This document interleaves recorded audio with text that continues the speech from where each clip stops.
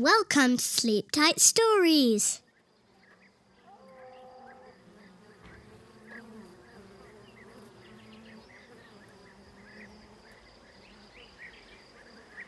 The butterfly that went calling.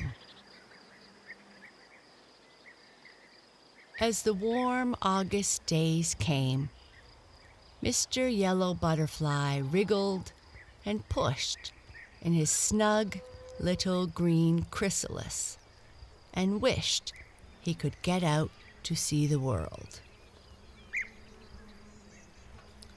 He remembered the days when he was a hairy little caterpillar, crawling slowly over grass and leaves. And he remembered how beautiful the sky and all the flowers were. Then he thought of the new wings which had been growing from his back, and he tried to move them just to see how it would feel. He had only 6 legs since his wings grew, and he missed all the sticky feet which he had given up when he began to change into a butterfly. The more he thought about it, the more he squirmed, until suddenly he heard a faint little sound, too faint for larger people to hear, and found a tiny slit in the wall of his chrysalis. It was such a dainty green chrysalis with white wrinkles that it seemed almost a pity to have it break. Still, it had held him for 8 days already, and that was as long as any of his family ever hung in the chrysalis. So it was quite time for it to be torn open and left empty.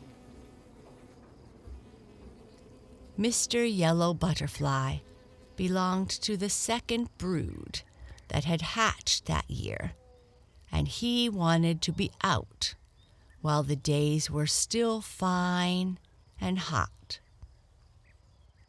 Now he crawled out of the newly opened doorway to take his first flight. Poor Mr. Butterfly. He found his wings so wet and crinkled that they wouldn't work at all.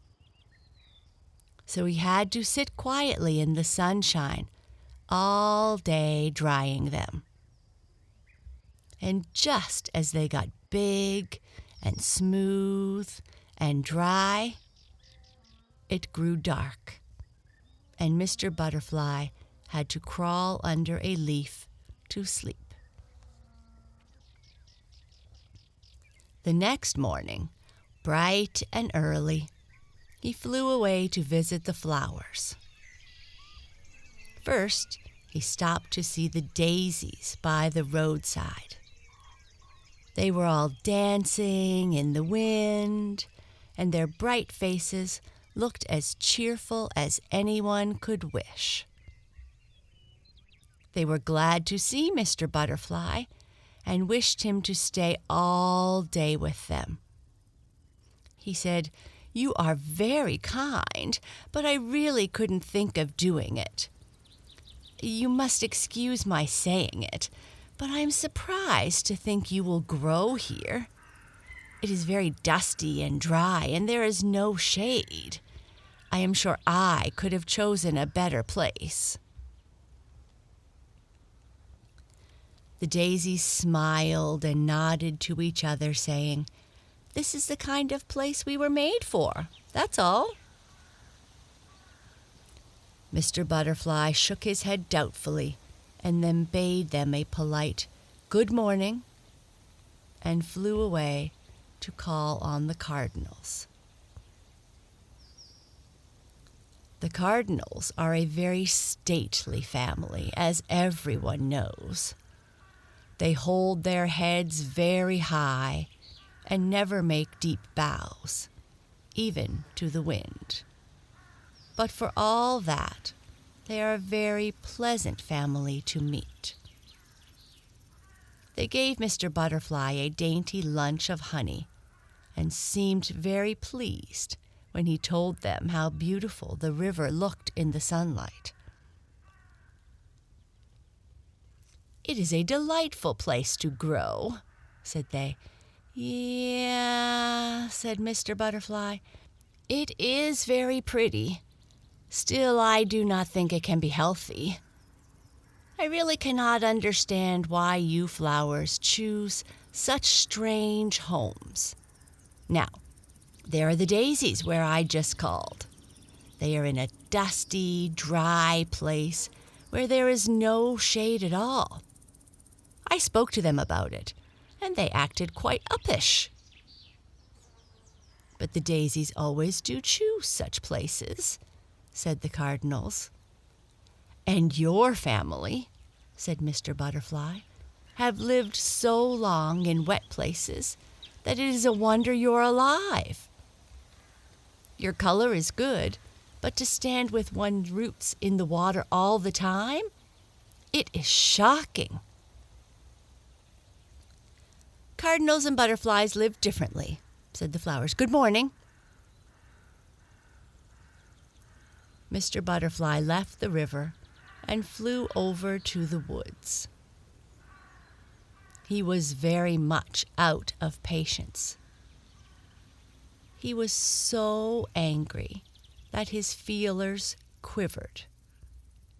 And now you know how angry he must have been.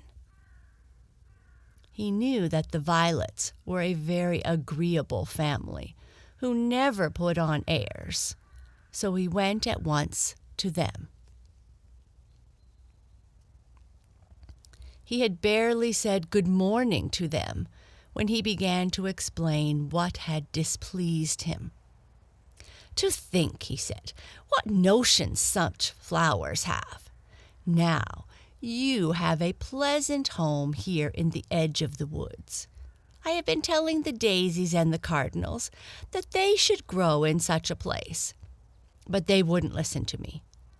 The daisies were quite uppish about it, and the cardinals were very stiff." "My dear friend," answered a violet, "they could never live if they moved up into our neighborhood.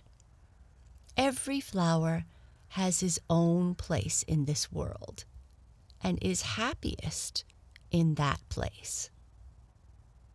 Everything has its own place and its own work, and every flower that is wise will stay in the place for which it was intended.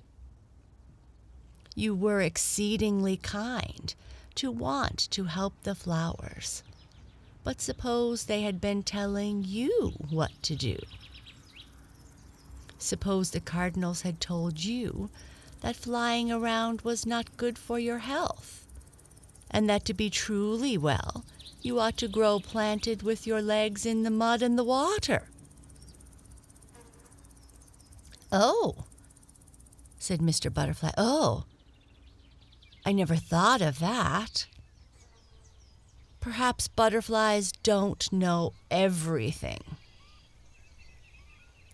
"No," said the violet, "they don't know everything, and you haven't been out of your chrysalis very long. But those who are ready to learn can always find someone to tell them.